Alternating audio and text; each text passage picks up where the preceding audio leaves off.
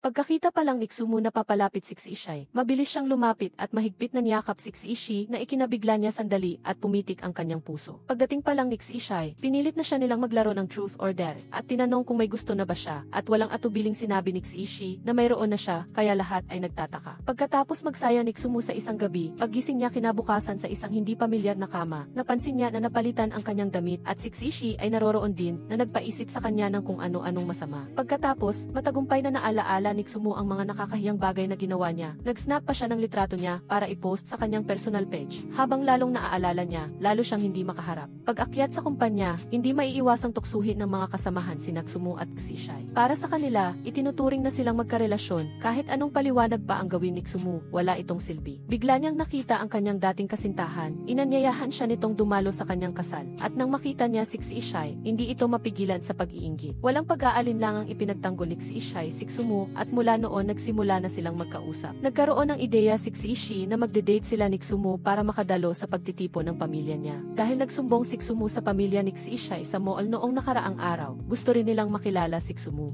At siya naman ay sasamahan siya sa kasal ng kanyang dating kasintahan. Sa ganitong paraan, pareho silang makikinabang dahil nagkakamali ang lahat sa pag-intindi, mas mabuting sumabay na lang sa agos. Wala namang tutol si Sumu, sa halip ay medyo natuwa pa siya. Sina Shenyi at Nian Nian ay nag-cruise ang landas sa hindi inaasahang pagkakataon. Napilitan siyang makipagtrabaho sa kanya tungkol sa karapatan ng nobela para sa pelikula. Napilitan si Shenyi na tiisin ito dahil ayaw niyang matanggal sa trabaho ng maaga. Ngunit kailangan niyang tumakbo at magsumbong kay Ishai. Si Sumu ay dumating ngayon sa kasalan ng kanyang dating kasintahan, kasama ang ilang kaibigan. Ang lalaking si Son Che na ito ay dating nagtaksil sa kanya, kasama si Luo Pei. Hindi maganda ang pag-ugali, ngunit nagpapakita ng kabaitan. Mag-isang hinarap ni Sumu ang mga taong ito, at pagkatapos ng matagal na sandali, dumating din si Ishai. Pagkakita pa lang ni Luo Pei sa kanya, lumapit ito para makipagkaibigan dahil alam niyang siya ay isang direktor. Ipinakilala ni Ishai si Sumu bilang kanyang kasintahan sa harap nila at mabilis silang umalis. Ipinapalagay ni Sumu na masaya na siya. Noong una ay minasama siya ni Son Che, kaya ang maging marangal at makita siya ngayon ay isang tagumpay. Hindi siya sinisisi ni Ishai, bagkus ay inalo lamang siya na bawat isa ay may pagkakamaling makakilala ng maling tao, kaya ang nakaraan ay dapat kalimutan na. Pagkatapos ay pumunta siya kasama si Nian Nian sa paborito nilang coffee shop para magkwentuhan at hindi inaasahan, nakita niya si Shenyi na nagtatrabaho doon. Nang makita niya si Sumu, agad niyang tinawagan si Ishi para umuwi. Nagkita silang apat, si Ishai bilang boss ay magalang na nag-alok ng inumin sa dalawang babae, habang si Shenyi ay patuloy na hinahamak ni Nian Nian. Habang papalapit ang araw ng pagpupulong ng pamilya ni Ishai, hindi makatulog si Sumu, tuwing naiisip niya ito ay lubos siyang kinakabahan. Bagamat sinabi niya na ito ay isang palitan lamang ng kasunduan sa pagitan ng dalawang panig, ito pa rin ay isang tunay na pagpupulong sa pamilya. Dumating ang araw ng pagpupulong, si Sumu ay balisa sa loob ng silid na punong-puno ng mga taong nakasuot ng mamahaling damit. Sa kasamaang palad, nakasalubong niya ang lalaking nakadate niya noong nakaraang araw na naroon din, at pagkatapos ay nakita niya si Chen Xi na may mataray na ugali na hindi rin gusto si Sumu. Pagdating ni Ishai, dinala niya si Sumu upang makilala ang kanyang tita, at ang tita ni Ishi ay lubos na malumanay na tinanggap si Sumu. Ngunit sa sandaling ito, sinubukan ni Chen Xi na gamitin ang lalaki na nakadate ni Sumu noong nakaraan upang manira. Ngunit si Ishi ay hindi nag-alinlangan at nagsalita upang tulungan siyang ayusin ang sitwasyong ginawa nitong maganda ang pagpupulong. Habang naglalakad sila sa dalampasigan, nakita ni Ishi na nahihirapan si Sumu sa pamimilit ng kanyang ina na makipag-date, kaya gusto niya itong makipagkasundo. Sa pamamagitan lamang ng pagpirma nila ng kontrata sa pagde-date, siya ay abala sa trabaho at walang oras para umibig. Ganoon din siya. Ngunit dahil sa panggigipit sa labas, ang pagde-date ay magiging mabuti para sa kanilang dalawa. Naramdaman ni Sumu na maganda ang ideyang ito. Pagbalik ay nakipagpalit siya ng ilang karagdagang patakaran kay Ishai, na kung sakaling may makita ang isa sa kanila na gusto nila sa proseso, tatapusin ang kontrata sa pagde-date. Pumayag si Ishai, ngunit may kakaiba sa kanyang mga mata kumpara kay Sumu. Hindi maintindihan ni Nian Nian kung bakit sa tuwing nakikita niya si Shenyi ay nasa sitwasyon ng hindi pagkakaintindihan na siya ay mahirap dahil sa pagiging matandang kaibigan. Inalok niya siyang maging katulong niya upang makatulong sa kanyang buhay. Hindi maintindihan ni Shenyi kung ano ang gusto ni Nian Nian, ngunit hindi niya rin matanggihan ang kabaitan nito dahil natatakot siyang kapag hindi siya sumunod ay magkakaroon ng masamang epekto sa kumpanya. Kinabukasan, papunta sa trabaho si Sumu nang muling gipitin ng kanyang ina tungkol sa pakikipag-date. Tumawag ito na gustong makita si Ishi sa anumang paraan. Pagdating sa kumpanya, kinailangan niyang hanapin si Ishi upang harapin ang kanyang ina sa screen. Sa kabutihang palad, napaka-kooperatiba ni Ishai. Hinatid pa siya nito pa uwi kinagabihan. Nagpaalam si Sumu sa kanya at umakyat sa bahay. Hindi niya inaasahan na ang kasama niya sa bahay ay nagdala ng mga estranghero sa kwarto. Matagal nang nagtiis si Sumu, ngunit sa pagkakataong ito ay sobra na talaga, at sa sandaling ito ay bumisita ang ina ni Sumu sa kanya. Nakita niyang inaapi ang kanyang anak. Nakipagtalo siya sa mga taong iyon at dumating din si Ishai sa tamang pagkakataon. Gusto niyang isauli ang headset na nakalimutan ni Sumu, ngunit nakita niya ang eksenang ito. Dahil wala nang ibang mapupuntahan si Sumu, pansamantala siyang pumunta sa bahay ni Ishai. Labis na natuwa ang kanyang ina nang makita niyang mabait at magalang si Ishai. Ngunit si Sumu ay halos mamatay sa hiya dahil sa labis niyang paghingi ng tulong kay Ishai. Nang makita niya si Ishai na nagtatrabaho sa gabi, lihim niyang naramdaman na medyo kaakit-akit ito, at habang tumatagal, lalong naging malabo ang espasyo sa pagitan nilang dalawa, ngunit mabilis na iniwasan ito ni Sumu. Nang magising siya kinabukasan, nakita ni Sumu na umalis ng maaga ang kanyang ina. Nag-iwan ito sa kanila ng ilang mensahe na gusto niyang manatili siya kay Ishai. Habang lalong binabasa ni Ishai, lalo siyang nahihiya at ipinasa kay Sumu na tumakas na lang din. Hindi niya alam kung ano ang gusto pang ipayo ng kanyang ina sa kanilang batang magkasintahan. Ngunit dahil wala nang mapupuntahan si Sumu, talagang kinailangan niyang pumunta sa bahay ni Ishai. Kahit papaano ay mapatataas nito ang kredibilidad ng kanilang peking plano ng pagdidate sa mga tao sa paligid. Lihim na pinanood ni Ishai si Sumu na inaayos ang kanyang mga gamit sa kanyang bahay, at may kakaibang saya na sumibol sa kanyang puso. Pagkatapos na medyo maging maayos ang buhay ni Sumu sa bahay ni Ishai, inanyayahan siya nitong sumali sa group chat ng mga residente sa lugar. Nagulat ang lahat nang makita siyang sumali dahil may kasintahan na si Ishai. Sa sandaling ito, sinabi ni Ishai sa kanya na may ilang kaibigan siyang dadating sa loob ng ilang araw. Inakala ni Sumu na kailangan niyang lumabas upang iwasan sila, ngunit ipinaliwanag ni Ishai. Ang pagbisita ng kanyang mga kaibigan ay para makita siya na medyo kinabahan si Sumu. Bago sila dumating, pabalik-balik siya sa paglalakad. Kahit na medyo nakakahiya at nakakatawa, naging masaya ang kainan kasama ang mga kaibigan ni Ishai. Sa katunayan, naiinggit silang lahat sa tamis ng dalawa. Tumawag si Nyan kay Sumu kinagabihan para iayain siyang sumali sa sikat na couples event sa tabing dagat. Narinig naman ito ni Ishai. Nagpasya siyang sumama kay Sumu, pangunahin na upang hindi magduda ang mga tao kapag nakita nilang uma-attend si Sumu sa mga event na iyon. Sa ganoong paraan, isinama rin ni Ishai si Shenyi. Masayang kumanta ang apat sa kanilang biyahe. Sina Nyan at Shenyi ay nag-aaway tuwing 5 minuto. Pero si Sumu at si Ishai, paminsan-minsan ay naghahatid ng matatamis na dog food sa dalawang natitirang single. Mabilis silang nakarating sa pinagdausan ng check-in at sumali sa event game. Parehong may mataas na ambisyon at handang lumaban sina Nyan at Shenyi. Kapag gustong maglaro, kailangan nilang manalo. Si Sumu at si Ishai naman, bagaman magkasintahan lang sa papel, ay may malaking potensyal. Sa unang laro, hinaharangan ng gwapong si Ishai ang bola para kay Sumu, at nakapagtapon din siya ng bola para talunin ang kalaban, kaya nakapasok sila sa susunod na round. Ang susunod na round ay ang laro kung sino ang makakakagat ng mas maliit na piraso ng papel ay siyang mananalo. Hindi nag-alinlangan si Ishai na lumapit kay Sumu para kagat at kunin ang piraso ng tissue paper mula sa kanya, na labis na nagpasaya kina Nyan at Shenyi. Hindi inaasahan, nanalo si Sumu at si Ishai bilang kampiyon sa laro. Pagsapit ng gabi, dahil hindi makatulog, lumabas si Sumu. Hindi niya inaasahang makikita rin doon si Ishai, at naglakad-lakad silang dalawa. Paminsan-minsan ay inaalala rin nila ang nakaraan. Tinanong ni Ishai si Sumu kung hindi siya umalis ng bansa noon, ano ang nais niyang isulat ni Sumu sa yearbook niya sa pagtatapos ng taon. Nag-isip sandali si Sumu at pagkatapos ay nakaisip ng ilang kaibig-ibig na pagbati para sa kanya na nagpainit ng kaunti sa puso ni Ishai. Kinabukasan, habang nag-aalmusal si Sumu at Nyan sa dining hall,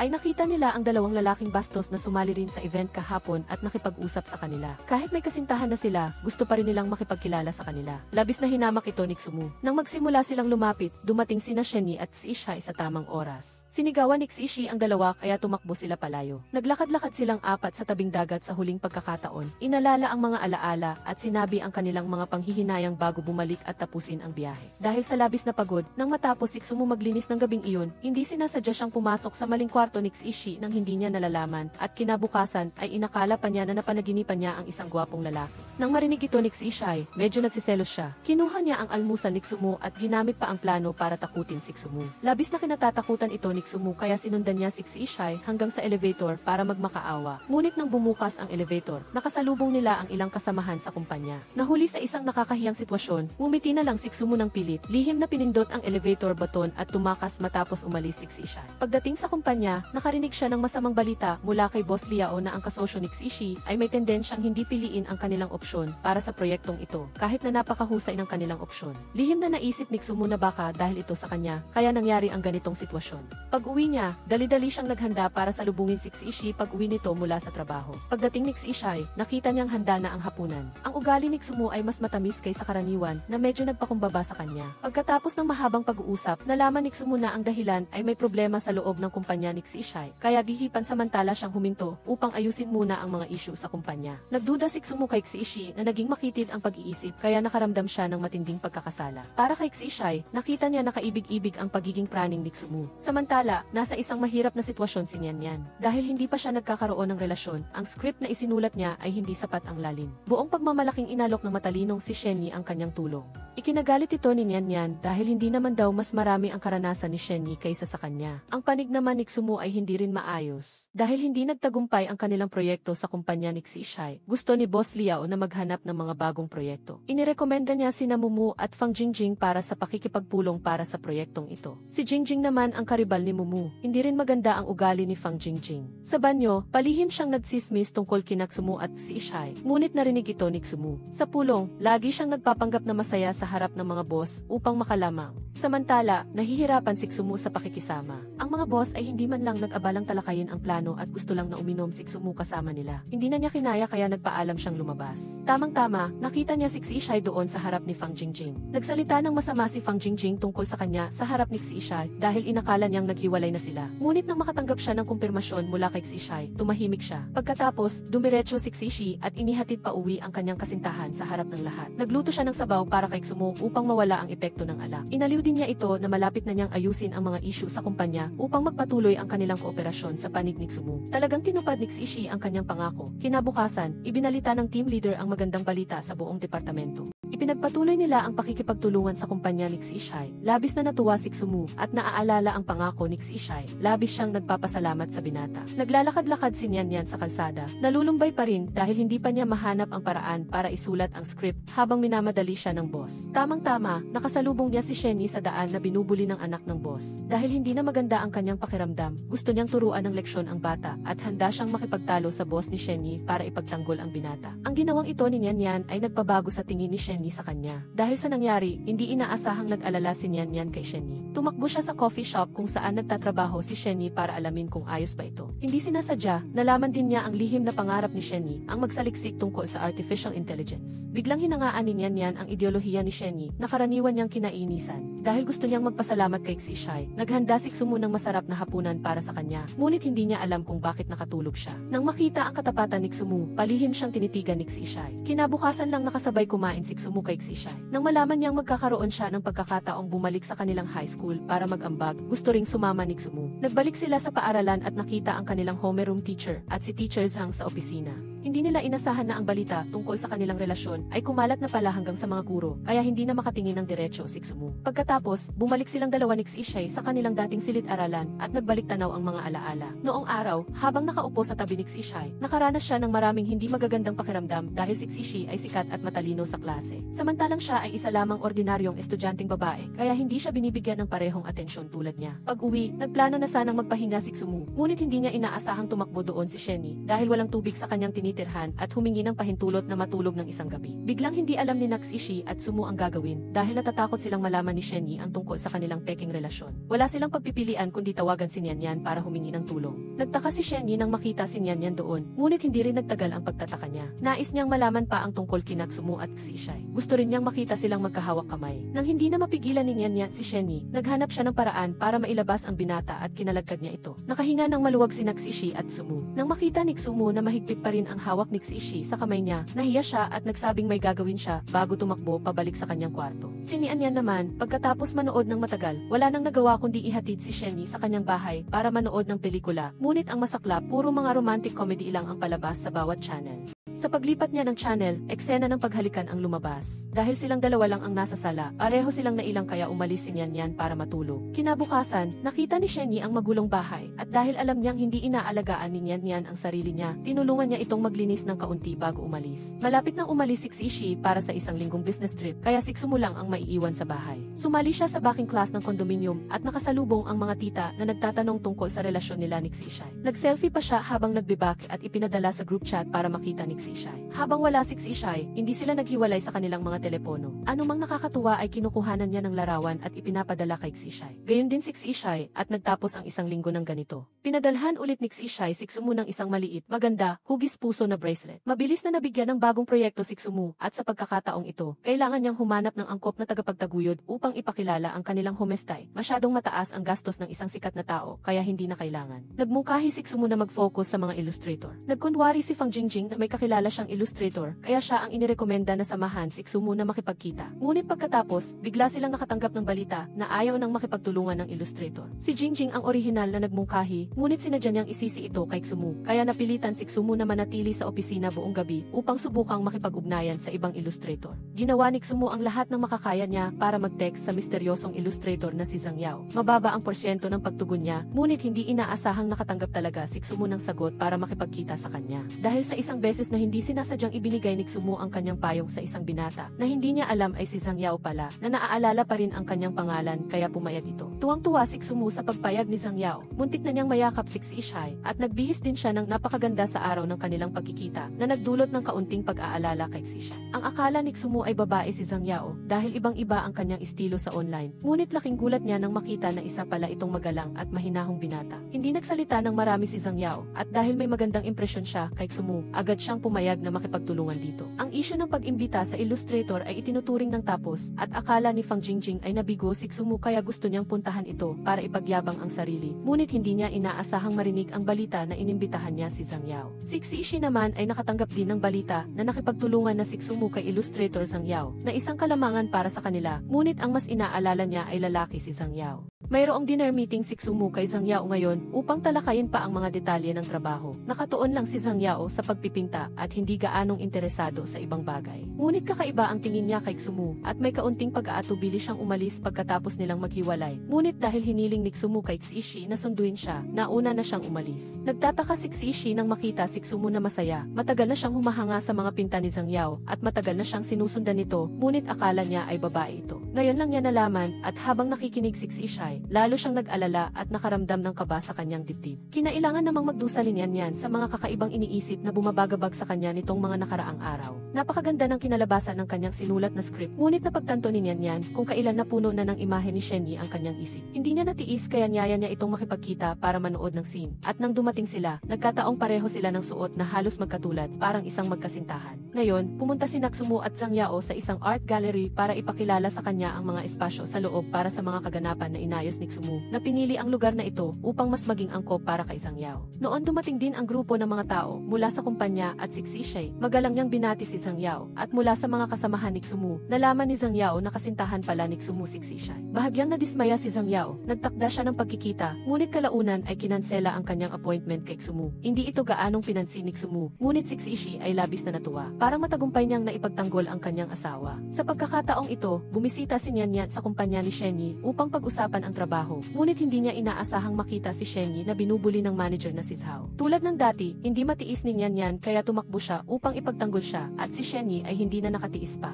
Ibinunyag na rin ang kanyang pagkatao. Si Shenyi ay nandito lang dahil siya ay nasa ilalim ng house arrest ng kanyang tatay at ang kanyang tatay ang general manager ng kanilang kumpanya. Maagang idinaos ang paglulunsad ng art exhibit ni Zhang Yao sa homestay. Sa pamamagitan ng panayam, lihim ding inamin ni Zhang Yao ang kanyang espesyal na naramdaman din ni Sumu. Noong gabing iyon sa handaan, nakita niya si Sumu at Ishi na masaya magkasama. Lihim na pinanood sila ni Zhang Yao, ngunit hindi niya sinasadyang malaman na peke ang relasyon ng dalawa. Sina Nian at Shenyi ay nagkataong pumunta sa kanilang matalik na kaibigan noong gabing iyon. Sila ay nagtatampo sa isa't isa, ngunit gusto rin nilang magkita. Sa huli, hindi na sila nakatiis at inamin ni Shenyi ang kanyang nararamdaman kay Nian at sa gayon, sila ay naging magkasintahan. Sina Ishi at Sumu ay pumunta pagkatapos sa art studio ni Zhang Yao upang pag-usapan pa ang tungkol sa trabaho. Nang umalis si Sumu, inamin ni Zhang Yao ang kanyang nararamdaman para kay Sumu sa harap ni Ishai. At tila hindi niya gustong isuko ang damdaming ito para ipaubaya si Sumu kay Ishai. Tumingin si Ishai sa kanya nang may komplikadong titik. May katotohanan pa rin sa mga sinabi ni Zhang Yao. Kung hindi pa gusto ni Sumu si Ishai, may karapatan pa rin siyang ligawan ito. Wala talagang karapatan si Ishai. Tahimik niyang tiningnan si Sumu na nakatulog sa sofa. Medyo nababagabag din siya. Kinaumagahan sa oras ng tanghalian, bigla na lang nakasalubong ni Xumu ang isang estrangerang babae na napakaganda at mukhang mature na bumati sa kanya. Ipinakilala niya ang kanyang sarili bilang si Qiaonan at kaibigan ni Xishai. Medyo nagulat si Xumu, ngunit masaya rin siyang tumugon. Pagkatapos, nakarinig siya ng chismis mula sa maraming tao sa kumpanya na si Qiaonan ay kababata ni Xishai at matagal na silang malapit sa isa't isa. Ang mga pamilya ay magkapareho ng katayuan sa lipunan at ginamit ito ni Jingjing para guluhin si Xumu na nagpagulo sa isip nito. Gusto niyang direktang tanungin si Xishi, ngunit nag-alinlangan siya. Hindi alam ni Qiaonan kung bakit pero tinawagan niya ang numero ni Xumu para hanapin si Xishai. At pagkatapos sagutin ni Xishi ang tawag, umalis siya sa bahay buong gabi at hindi na umuwi. Hinanap siya ni Xumu nang gumising siya kinabukasan, ngunit hindi niya ito nakita. Lalo siyang nag-alala. Hindi na inalintana ni Xumu ang tungkol kay Xishai. Pumunta siya sa homestay kasama si Zhang Yao upang palamutihan ang kanyang exhibit at nagkataong nandoon din sina Qiaonan at Xishai. Nang makita si Xumu na kasama si Zhang Yao, hindi komportable si Xishai. Samantala, katulad din ang nararamdaman ni Xumu nang lumingon siya at makitang masayang nagkukwentuhan ang dalawang iyon. Sina ni Anyan at Shenyi ay nagde-date na ngayon at inanyayahan nila si Xishi at Xumu na lumabas at magkaroon ng camping trip. Ngunit sa tadhana, nakita rin nila si Qiaonan na nakasama ng kanyang kaibigan na pumunta roon. Si Qiaonan ay pinsan ni Shenyi kaya mabilis silang sumama. Sa buong gabi, hindi komportable si Xumu. Pinanood niya si Qiaonan at Xishi na magkalapit sa malayo. Maging si Nyan ay nakaramdam ng may kakaiba. Walang sinabi si Xumu, ngunit sa totoo lang ay palagi siyang hindi mapakali. Nang magkasama na sila, hindi alam ng mga lumang magkakaibigan kung bakit patuloy nilang binibiro si Xishi at Qiaonan at si Xumu bilang kasintahan niya ay hindi makapagsalita. Hindi rin nila pinansin ang damdamin niya at pagkatapos ay narinig niya ang kwento na umamin si Xishai sa taong gusto niya, ngunit binasted siya at siya ay labis na nagtataka kung sino iyon. Noong gabing iyon, pagkatapos umalis ng lahat, pinili ni Xumu na makasama si Nyan. Nag-alala siya tungkol kay Xishai. Hindi niya alam kung bakit nakaramdam siya ng hindi pagkatuwa. Pagkalipas ng ilang araw, si Xumu at ang ilang tao mula sa kumpanya, kasama sina Zhang Yao at Qiaonan, ay nagpunta sa Jiangbi para sa art exhibition trip. Maraming araw ng pagpapagal kaya tila sinisinat si Haeling. Nakita ito ni T-Renz Niu, kaya nag-alala siyang nagdala ng gamot sa kwarto para sa dalaga. Nang biglang lumindol, hinila ni Haeji si T-Renz Niu upang sumilong sa isang tabi. Si Hithi ay papunta sa Jiangbi at nang marinig niyang lumindol, siya ay nagmadaling pumunta dahil sa pag-aalala para kay Haeji. Ngunit hindi niya inaasahang sa kalagitnaan ng daan ay nakita niya si Qnam na sugatan. Tinulungan niya itong isakay sa kotse, ngunit nakita ito ni Haeji, kaya ginagalit siya at sumakay kasama si T-Renz Niu pabalik ng maaga. Nakita ni T-Renz Niu na malungkot si Haeji, ngunit hindi niya alam kung paano pa ito aalimin. Pagdating ni Hithi sa bahay, nakita na niyang naghihintay si Haeji. Hindi maganda ang kalagayan ni Haeji, niyaya niya itong lumabas. Pagpapahinto ng relasyon nilang dalawa, inakala ni Haeji na may iba ng gusto si Hithi, kaya gusto niyang itigil na nila ang lahat tulad ng napagkasunduan sa simula upang hindi siya mahirapan. Pero inakala naman ni Hithi na si Haeji ay may gusto kay T-Renz Niu kaya siya nasasaktan at pumayag sa desisyon nito. Kaya naman si Haeji ay lumipat sa bahay ni Nimnim. Sa pagkakataong ito, niyaya ni T-Renz Niu si Haeji na manood ng pelikula para kay Haeji. Si T-Renz Niu ay parang isang kaibigan lang ngunit para sa kanya, may espesyal na lugar si Haeji. Gusto niya si Haeji. Ngunit para sa dalaga, hindi ganito ang posisyon niya sa puso nito. Nang malaman ni Hithi mula kay Tidek Ise na tinanggihan ni Haeji si T-Renz Niu, nag-isip siya kung gayon, bakit itinigil ni Haeji ang kasunduan. Sa oras na ito, narinig din ni Haeji sa kumpanya ang bulong-bulungan na si Hithi ay umuwi na sa ibang bansa upang makipag-engganyo kay Qnam. Nagulat siya hanggang sa mabasa niya ang kamay niya sa tubig. Sumakit ang loob niya, ngunit hindi niya alam ang gagawin. Mula nang nangyari ang tungkol kay Hithi, hindi na nag-abalang maghanap pa ng tunay na mamahalin si Haeji. Sinunod niya ang kagustuhan ng kanyang ina na magpatuloy sa pag-aayos ng date. Ngunit pagdating niya sa lugar, nagulat siya dahil ang kadit niya ay si Hithi. Naunawaan na ni Hithi mula noong nakaraang pagkakataon ang dahilan kung bakit nais umalis ni Haeji dahil sa kanyang pagkalito, kaya direkta niyang kinumpirma ang katotohanan ng bawat bagay na ikinalito ni Haeji. Ang relasyon nila ni Qnam ay simpleng magkapatid lang. Ang dahilan kung bakit siya nagpalipas ng gabi ay dahil hindi maganda ang kalusugan ng ina ni Qnam. Siya ang taong laging nag-aalaga sa kanya, kaya partikular siyang pumunta. Sa pagkakataong ito, nais ni Hithi na makahanap ng mapapangasawa. Ngunit para kay Haeji, hindi na ito pansamantalang pakikitungo, marahil ay nahulaan na rin ang dalawa ang kanilang damdamin. Sabay na pumunta sina Hithi at Haeji sa tanggapan ng rehistro upang magparehistro ng kasal. Kaya naman, napakabilis nilang naging bagong kasal sa mata ng lahat. Sa kumpanya, nagpakita pa sila ng pagmamalasakit sa isa't-isa na ikinaiyak pa ng kanilang mga kasamahan. Masigla si Haeji ngayon kaysa karaniwan, ang bagong proyekto ng departamento. Nagtiwala pa rin ang pinuno, kaya ipinagkatiwala kay Haeji ang responsibilidad na ikinagalit ni Ivan Stintin, ngunit wala siyang magawa. Sa pagkakataong ito, narinig din niya ang balita na idineklara na ni T-Renz Niu ang kanyang koleksyon ito ng sining upang lumipat at manirahan at magtrabaho sa ibang lugar. Bago umalis, nag-iwan pa rin siya sa kanya ng isang mensahe. Ang relasyon nilang dalawa ngayon ay magkaibigan na lang. Nag-o-overtime si Haedi noong gabing iyon nang makatanggap siya ng tawag mula sa kasamahan ni Titay. Inabisuhan siyang na-aksidente ang kotse nito, kaya humingi ng tulong si Haedi para ihatid siya. Totoo ngang sinabi ni Titay kay Haedi na iinom siya ng kaunting alak ngayon, ngunit hindi niya inaasahan na malalasing siya ng ganito. Nagpumilit siyang ihatid si Titay pauwi. Nang aalis na sana siya, bigla siyang hinawakan ng mahigpit ng lalaki sa kamay. Sa hindi sinasadyang sandali ay balak sanang halikan ni Haedi si Titay. Ngunit mabilis siyang nagising sa katotohanan at tinalikuran ang ideyang iyon. Nang dumating siya sa kumpanya kinabukasan, nagtaka si Haedi nang makita niya si Evans Tinting na may masamang kalooban na nagliligpit ng gamit upang umalis sa kanilang project room. Iyon pala, natuklasan ng pinuno ng grupo na ang pagkawala ng pintor sa tungkulin ay dahil kay Tinting na gustong saktan si Haedi.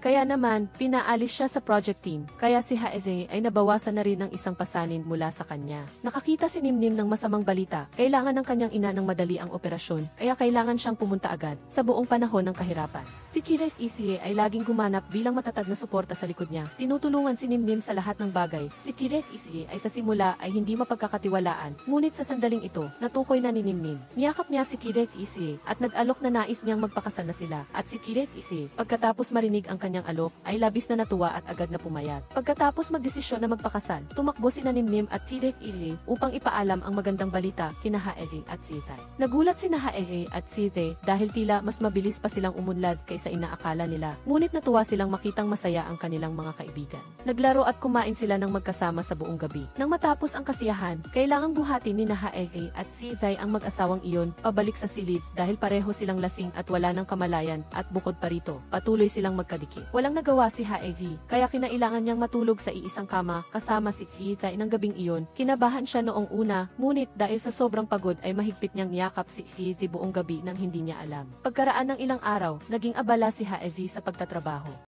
Kahit anong araw ay nag-o-overtime siya hanggang gabi kaya nagpadala siya ng mensahe kay Titay upang ipaalam. Pag-uwi niya ay wala siya, nilagnat si Titay kaya mag-isa siyang nagtiis sa loob ng silid nang hindi sinasabi sa kanya dahil sa pag-aalala ay inalagaan siya ni Haedi buong gabi. Kinaumagahan ay maaga siyang gumising para magluto ng lugaw para kay Titay. Nakangiti niyang nakita ang anyo ni Haedi at masayang kinain ang almusal na inihanda nito. Paglabas niya ay nakita ni Titay ang masamang ama na lumapit upang humingi ng pera sa kanya. Ginamit pa nito ang ina niya upang takutin siya. Lahat ng tiniis ni Titay ay hindi sinasadyang nakita ni Haedi. Pag-uwi niya ay nakita niyang mag-isang nagliligpit ng hapagkainan si Titay. Hindi napigilan ni Haedi ang sarili at tumakbo upang yakapin ng mahigpit si Titay. Ngayon ay talagang umaasa siyang maging isang taong mapagkakatiwalaan at masusuportahan ni Titay. Ayaw ni Haedi na mag-isa si Titay nang makita niyang nagtatrabaho siya mag-isa hanggang hating gabi. Lumapit din siya at umupo sa tabi niya na nagkunwaring nagbabasa ng aklat upang magpuyat din, ngunit pagkaraan lang ng ilang sandali ay nakatulog na siya sa sopa at si Titay ay marahang tumingin sa kanya. Isang mainit na damdamin ang bumalot sa kanyang puso. Nang araw na iyon, dahil hindi sinasadyang natumba ng pusa sa bahay ang lagayan ng aklat, kailangang tumulong ni Haedi kay Titay sa paglilinis. Hindi inaasahang nakita niya ang isang lumang pahayagan ng paaralan. Naroon din ang kanyang unang artikulo na na-publish at nilagyan iyon ni Titay ng marka. Tiningnan iyon ni Haedi, ngunit hindi niya maalala, kaya tinanong niya si Titay. Tiningnan siya ni Titay ng malalim at ikinuwento ang nakaraan. Noong high school, may espesyal na damdamin na si Titay kay Haedi sa una nilang pagkikita sa kalye. Nang bago pa lang siyang lumipat dito, nakita niya ang itsura nito na inaalagaan ang isang ligaw na pusa na tumatakbo palayo at agad siyang kinilig. Pagkatapos, nagkataon na magkaklase sila ni Titay at magkatabi sa upuan. Dahil hindi siya mahusay magpahayag ng damdamin, palagi niyang napapaniwala si Haedi na ayaw niya itong malapit sa kanya. Ngunit sa totoo lang ang lahat ng ginagawa ni Titay ay dahil sa pagmamalasakit kay Haedi. Nang lumipat sila sa unahang upuan, nag-alok din si Titay sa guro na gusto niyang sumama si Haedi sa kanya sa paglipat. Gayunpaman, ang kanyang mga marka ay hindi kasing taas ng kay Xishai. Nang hindi sinasadyang mabasa ni Xishi ang artikulo ni Xumu sa pahayagan ng paaralan, nagpa siya si Xishi na ipahayag ang kanyang damdamin sa kanya sa pamamagitan ng isang note na nakalagay sa folder ni Xumu. Sa kasamaang palad, ang note ay lumipad at hindi nabasa ni Xumu at nagkamali si Xishi sa pag-aakala na hindi siya gusto nito. Kaya ang buhay ng dalawa ay nag-iba ng direksyon mula noon. Nag-aral si Xishi sa ibang bansa at ngayon lamang sila nagkita at nakasama ulit ni Xumu. Ikinuwento ni Xishi ang lumang kwento, kasabay ng pag-amin sa kanyang damdamin kay Xumu, na sa loob ng maraming taon ay naniniwala siyang makikita pa niya ito. Walang alinlangan na ang tadhana ang nagdala at sila ay nagkita muli nang marinig ni Xumu ang pag-amin ni Xishai. Inamin din niya ang kanyang pagmamahal para sa kanya. Kaya pagkatapos ng maraming taon at kahit na sila ay kasal na, ngayon lamang sila opisyal na naging isang mag-asawa. Masayang magkasama silang nag-shopping, nagpaplano ng kanilang kakainin paningin sa araw na iyon tulad ng isang bagong kasal at ang sandaling ito ay nasaksihan ni Nian Yan at Shenny. Inanyayahan silang manatili at kumain ni Shenny at Nian Yan at si Nian Yan nang malaman ang tungkol sa kwento ay masaya para sa kanyang kaibigan. Samantala, ipinabatid ni Xishi kay Shenny ang balita na nahuli ang kanyang ama kaya lalo itong gumaan ang loob. Nagtipon silang apat sa hapagkainan, naghahanda si Nian Yan at Shenny ng kanilang kasal nitong mga nakaraang araw kaya nais din nilang imbitahan si Xishi at Sumu na magdaos ng malaking kasal kasama sila.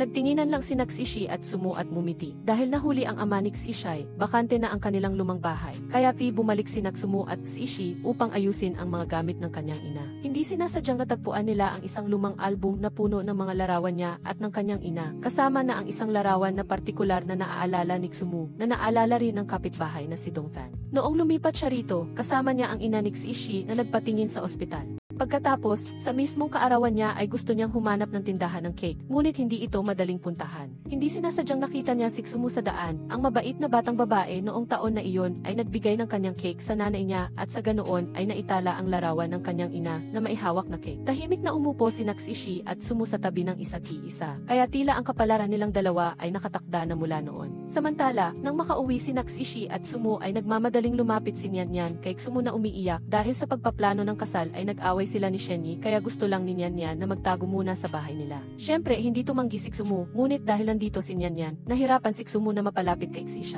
Ang dalawa ay parang isang magkasintahan na palihim na nagliligawan sa harap ng ina, kaya hindi na nakatiis si Sumu at nagpasya siyang hanapin si Shenny upang pakiusapan silang magkabati. Mabuti na lang at pinakinggan ni Nian Yan si Sumu at Xishi kaya nakipagbati na siya kay Shenny. Sa ganitong paraan ay nagkaroon muli si Sumu ng espasyo para makipag-date kay Xishi. Mabilis na dumating ang pagtatapos ng taon, nakaupo si Sumu sa opisina at nakita ang mga masayang larawan ng kasal ni Nian Yan at Shenny kaya gumaan din ang kanyang pakiramdam. Ibinahagi ng team leader ang mga regalo para sa Tet sa mga empleyado sa opisina. Nakakuha si Sumu ng 2 bahagi dahil ang natira ay para kay Xishi. Malapit na ang bagong taon, nagpasya si Sumu at Xishi na maghiwalay muna sa pagdiriwang ng Tet. Kailangan niyang umuwi sa kanyang mga magulang. Hindi rin maiwan ni Xishi si Sumu ng mag-isa, kaya nagkasundo silang magkikita pa rin sila sa pamamagitan ng telepono. Pagka-uwi pa lang ni Sumu ay agad siyang tumawag upang mag-ulat kay Xishi at ibinunyag pa niya ang kanyang plano na may espesyal sa pagdiriwang ng Tet sa ika-6 na araw ng buwan. Sa bisperas ng bagong taon, iminungkahi ng mga magulang ni Sumu na idagdag niya si Xishi sa kanilang panggrupong chat ng mga kamag-anak upang madaling makapagpadala ng pagbati sa Tet. Pagkapasok pa lang ni Xishi ay magalang na siyang bumati at nagpadala pa ng maraming red envelopes sa pamilya na ikinatuwa ng lahat. Ngunit syempre, si Sumu niya pa rin ang pinakapaborito at binigyan pa ni Xishi ng hiwalay na feed sa pamamagitan ng text. Sa pagputok ng mga paputok sa bisperas ng bagong taon, nanatili silang dalawa sa telepono upang magkasama. Sa umaga ng unang araw ng Tet, may bumisita sa bahay ni Sumu upang bumati ng bagong taon. Humihikab siyang lumabas upang buksan ang pinto. Hindi inaasahan na makita ang gwapong mukha ni Xishi. Dahil may kasama na ang kanyang tiya, nagmadali si Xishi na pumunta rito upang ipagdiwang ang Tet kasama ang pamilya ng kanyang asawa. Masayang kumuha ng larawan ang kanyang mga magulang kasama ang kanilang anak at manugang para sa bagong taon. Kinagabihan, magkatabi si Xishi at Sumu na nanood ng pelikula sa projector sa rooftop. Ang screen ng projector ay biglang lumipat sa video ng panayam noong araw na iyon na hindi sinasadyang tinanong at ni-record si Sumu at Xishi. Inamin ni Xishi na dahil sa video na ito, kaya nalaman niya na si Sumu ay laging malapit sa kanya. Dahan-dahang lumuhod si Xishi, naglabas ng singsing mula sa bulsa upang mag-propose kay Sumu sa unang araw ng taon. Masaya siyang niyakap nito at tinanggap ang alok na kasal. Ang mga sandali ay lumipas ng napakasaya habang tumatagal silang magkasama, lalo nilang pinahalagahan ang oras na magkasama. Ang kanilang mga libangan ay unti-unting nagiging magkatulad, ang presensya ng isa't iisa ay unti-unting nagiging isang bagay na hindi na maaaring mawala. Isang kisap mata, lumipas ang 6 na taon at si Nian Yan at Shenny ay mayroon ng isang matalinong anak na lalaki, ngunit ang kanyang personalidad ay hindi naiba kay Xishi. Gayunpaman, ang paglaki ay hindi maunawaan kahit ni Nian Yan at Shenny. Noong araw na iyon ay kaarawan ni Huang Huang kaya pumunta si Sumu at Xishi sa bahay ni Nian Yan upang magdiwang.